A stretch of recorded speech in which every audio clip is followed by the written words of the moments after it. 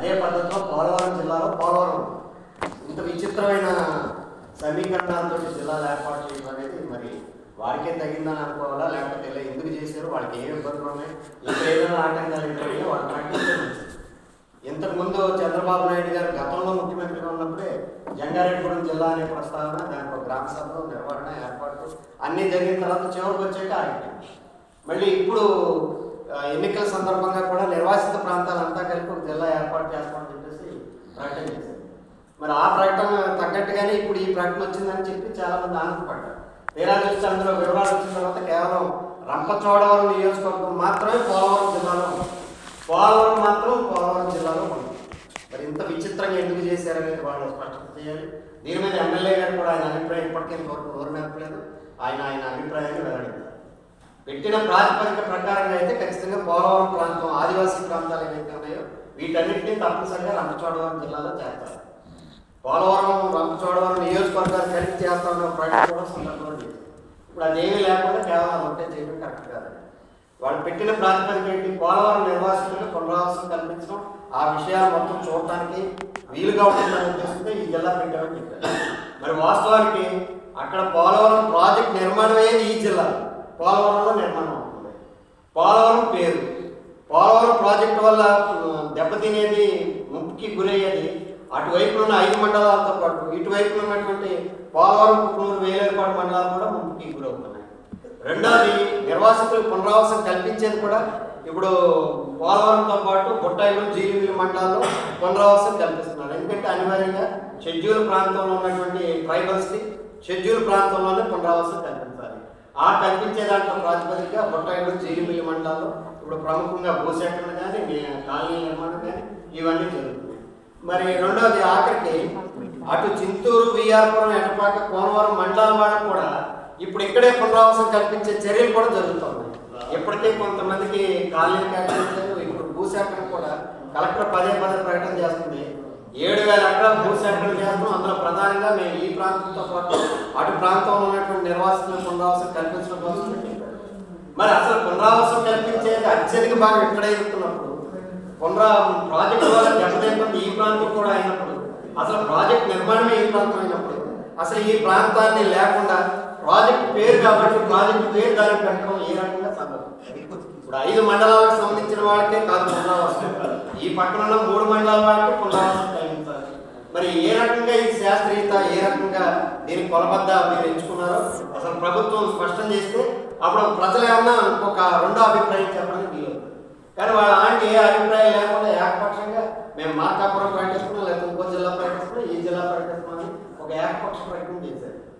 రెండోది మేము అందరి అభిప్రాయం తీసుకున్నాం అన్నారు. మరి ఎవరి అభిప్రాయం తీసుకున్నారు? ఇక్కడికి వచ్చిన నాయకులు ఎవరైనా చెప్పారేమో నాకైతే తెలియదు. మేము మా పార్టీగా మా అభిప్రాయం చెప్పడానికి కూడా ఎక్కడ అలాంటి ఒక గ్రామ సభ కానీ లేకపోతే పిటిషన్ స్వీకరిస్తున్నామని దానికి సంబంధించిన మంత్రుల పర్యటన జరుగుతుంది. మంత్రుల పర్యటనలో మీ పిటిషన్లు ఇవ్వచ్చని చెప్పి ప్రకటన చేశారు ఓపెన్గా. ఎక్కడ మంత్రుల కమిటీ రావడం కానీ, అలాంటి పిటిషన్లు తీసుకోవడం కానీ, ప్రజల యొక్క అభిప్రాయాలు తెలుసుకోవడం కానీ ఏ పని చేయలేదు.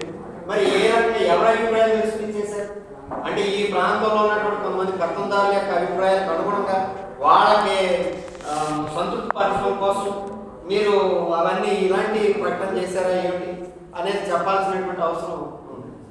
రెండోది వాళ్ళు చెప్పే పోలవరం నిర్వాసితుల ప్రాతిపదికే కాదు, రంపచోడవరం ప్రాంతానికి ఉన్న అన్ని విషయాలు పోలవరానికి ఉన్నాయి.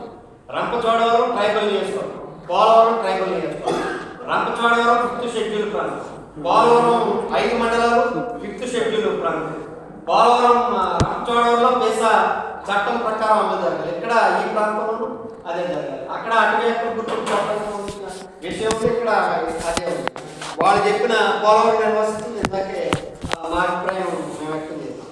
కాబట్టి ఏ రకంగా చూస్తున్నా అన్ని రకాలుగా కూడా ఖచ్చితంగా పోలవరానికి సంబంధించినటువంటి ఆదివాసీ మండలాలు అనేటువంటి పోలవరం, బుట్టాయిలు, జీలిమిల్లి, కుట్నూరు, వేలేరుపాడు మండలాలు, అలాగే ఈనర్సాపురంలో ఉన్నటువంటి 15 ట్రైబల్ విలేజెస్, అలాగే బైరుగూడెం మండలంలో ఉన్న మరొక 5 ట్రైబల్ విలేజెస్, గోపాలపురం మండలంలో ఉన్న 3 ట్రైబల్ విలేజెస్, జంగారెడ్డిగూడెం మండలంలో ఉన్న 12 ట్రైబల్ విలేజెస్. ఈ ట్రైబల్ బెల్ట్ అంతటినీ కలిపి రంపచోడవరం జిల్లాలో కలిపి పోలవరం నియోజకవర్గంగా పెట్టాలి అనేది మా సిపిఎం పార్టీ యొక్క అభిప్రాయంగా మేము ప్రభుత్వానికి తెలియజేయాలనుకున్నాం. మనందరి సమిష్టి అభిప్రాయంతో ఇందులో కొన్ని ఏమైనా మార్పులు చేయకుండా ఉండొచ్చు. ఎందుకంటే మాట్లాడుతున్న వాళ్ళలో కూడా ఇప్పుడు కొంతమంది పోలవరం నియోజకవర్గం కలపాలని కొంతమంది అంటున్నారు. కాదు, పోలవరం, కుటుంబం, వేలేరుపాడు కలిపితే సరిపోతుందని కొంతమంది అంటున్నారు. కొంతమంది ఆదివాసీ ప్రాంతం అంతా కలపాలనేది కొంతమంది అంటున్నారు. కొంతమంది సెంట్రైజ్ ఉండాలనే దాని గురించి కూడా డిస్కషన్ చేస్తున్నారు. సరే, కొంతమంది రంపచోడవరాన్ని గవర్నమెంట్ ఆల్రెడీ అనౌన్స్ చేసింది, పోలవరం ఉంటే మంచిదని. వాస్తవానికి పోలవరం ప్రాజెక్టు పూర్తయిపోతే పోలవరానికి దేవీపట్నానికి కేవలం 3 కిలోమీటర్లు కూడా దూరం, 3 కిలోమీటర్లు. ఆ ప్రాజెక్టుకి సంబంధించి కంప్లీట్ అయిపోతే దాని మీద ఎప్పటికే అనధికారిక రాకపోకలు జరుగుతుంది. అధికారిక రాకపోకలు జరిగితే అసలు అది దూరానికి సంబంధించిన అంశం కూడా కాదు. కాబట్టి కేంద్రానికి సంబంధించి కూడా కొంతమంది కొన్ని అభిప్రాయాలు చెప్తున్నారు. సరే, కేంద్రం విషయంలో ఏ అభిప్రాయాలు ఉన్నప్పటికీ కూడా అత్యధికుల అభిప్రాయాలు మాత్రం ఈ ప్రాంతంలో ఉన్న ఆదివాసీ ప్రజానికం కానీ ఆదివాసీ యాత్రలు, నిర్వాసితులు అందరి అభిప్రాయం కూడా, ఎక్కువ మంది అభిప్రాయం పోలవరం కూడా ఆ ప్రాంతంలో కలపాలనే దానికి సంబంధించిన తగ్గట్టుగా సిపిఎం పార్టీ కూడా మేము ఆ రకంగా అభిప్రాయపడతాం. దానికి సంబంధించి మనం అందరం కలిసి సమిష్టిగా ఒక కార్యాచరణ చేపట్టడం మంచిది. ఒక 4 రోజులు టైం ఉంది, కరెక్ట్గా అంటే క్రిస్మస్ రోజు వరకు టైం ఉంది. ఆ క్రిస్మస్ రోజులాగా మనం ఎమ్మెల్యే గారికి, అలాగే ఆర్డీఓ గారికి, కలెక్టర్ గారికి వినతిపత్రాలు ఇవ్వడంతో పాటు పంచాయతీలు, మండల పరిషత్తులు తీర్మానాలు చేసే పని చేయడంతో పాటు ఎంఆర్ఓ ఆఫీసుల దగ్గర ఒక రోజు కార్యక్రమం చేయడంతో పాటు చివరాఖరిగా ఒక రోజు బంద్, మన పోలవరం ఏజెన్సీ బంద్కి పిలిపిస్తే మంచిదనేది మా అభిప్రాయాలు మీ ముందు పెట్టాలనుకున్నాం. మీ విలువైన అభిప్రాయాలు చెప్తే మనందరం కలిసి సమిష్టిగా ఎలా చేద్దాం ఏంటనేది మనం ఫైనల్గా ఒక అభిప్రాయం రావడం మంచిదని మీకు తెలియజేస్తూ నాకు అవకాశం ఉంటుంది. అందరికీ ధన్యవాదాలు సార్. మన రవి గారికి ధన్యవాదాలు. ఇప్పుడు వైసీపీ జిల్లా ఆర్ఎడ్ సత్యనారాయణ గారిని మాట్లాడారు.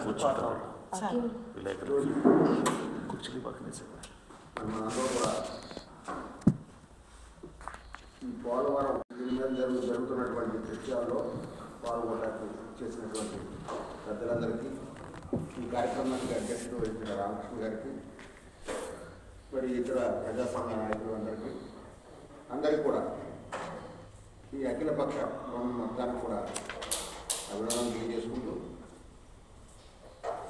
ఇప్పుడు రవి గారు చెప్పినట్టు మనకి పోలవరం జిల్లా ప్రకటించితే సంతోషమే, కానీ పోలవరం లేని పోలవరం జిల్లా ఉపయోగం ఏంటో అనేది నాకు అర్థం కాదు. పోలవరమే లేదంటున్నారు, లేనప్పుడు ఇక పోలవరం జిల్లా ఎవరు పెట్టమన్నారు? ఆయనే ఇస్తానన్నారు ఎన్నికలప్పుడు. చంద్రబాబు నాయుడు గారు నేను పోలవరాన్ని జిల్లా చేస్తానని చెప్పారు.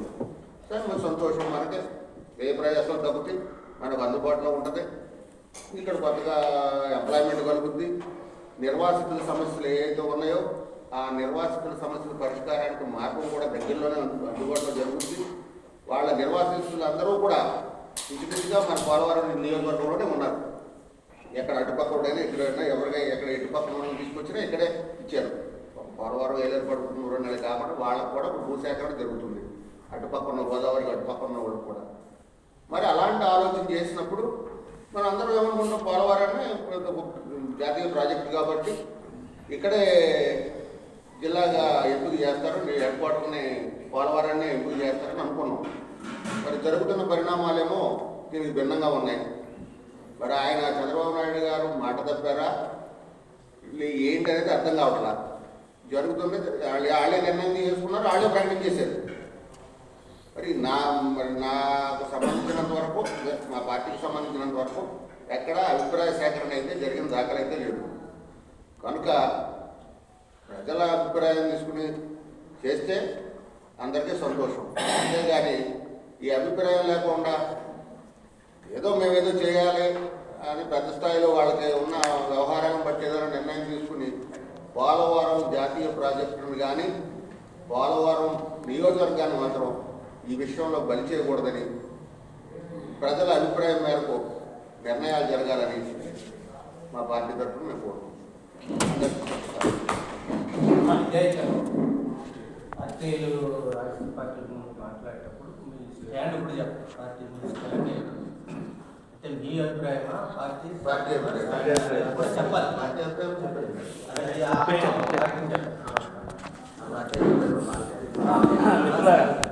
సత్యనారాయణ గారు వాళ్ళ పార్టీ అభిప్రాయాలు చెప్పారు. ఈ ప్రజలన్నీ ఇక్కడ కోరుకుంటున్నారు, ప్రజలు వాళ్ళ అభిప్రాయాలు కూడా గౌరవించాలి. కమిటీ కూడా ప్రజల దగ్గరకు వచ్చి అడుగుంటే వాళ్ళ అభిప్రాయం చెప్పుకుంది. ప్రభుత్వం ఏదైతే పెట్టిందో కమిటీ కనీసం ఈ ప్రాంతం పర్యటించుకుంటా ఏకపక్షంగా ఇవ్వటం అనేది రెండోది పోలవరం నియోజకవర్గం. రేపు ఈ నియోజకవర్గం పేరేమో జిల్లా అయిపోతుంది. రేపు ఈ నియోజకవర్గం నుంచి ఎమ్మెల్యేలు పోటీ చేస్తారు, ఆ జిల్లా నుంచి పోటీ చేస్తారు నియోజకవర్గం. కాబట్టి ప్రభుత్వం కాస్త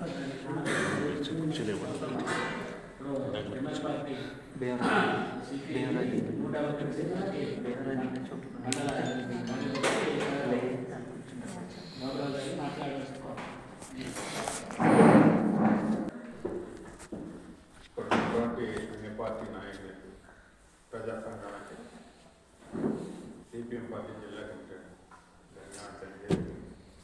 ఏదైతే పోలవరం చంద్రబాబు నాయుడు గారు ఎలక్షన్లప్పుడు మనకి వాగ్దానం చేశాడు, ఆయన మాట తప్పాడు. ఆయన మాట తప్పడం ఇప్పుడే కాదు, మొదటి చెప్పారు. కాబట్టి ఈ పోలవరాన్ని ఏదైతే మన రవి గారు చెప్పారో ఆ ప్రతిపాదనతో ముందుకు పోతే బాగుంటుందని చెప్పేసి టీడీఎస్ రాష్ట్ర నాయకులు భోజనం గారు వారిని కూడా మాట్లాడారు. సభ అధ్యక్షులు రామకృష్ణ గారికి, ఉన్న పార్టీల ప్రజా సంఘాల నాయకులందరూ కూడా పోలవరం నియోజకవర్గ మండలాలు కూడా లేకపోవడం చాలా బాధాకరమైనది. ఇప్పుడు కనుక మనం మేలుకొని మన వాయిస్ మనం వినిపించకపోతే ప్రభుత్వం ఏకపక్షంగా తన వాయిస్ని తన మాటని నెగ్గించుకునే పరిస్థితి కనపడతా ఉంది. ఏదైతే ప్రజల అభిప్రాయాలు తీసుకోమని చెప్తారో ఆ విధంగా మనం కింది స్థాయి వరకు ప్రజల అభిప్రాయాల సేకరణ చేయాలి.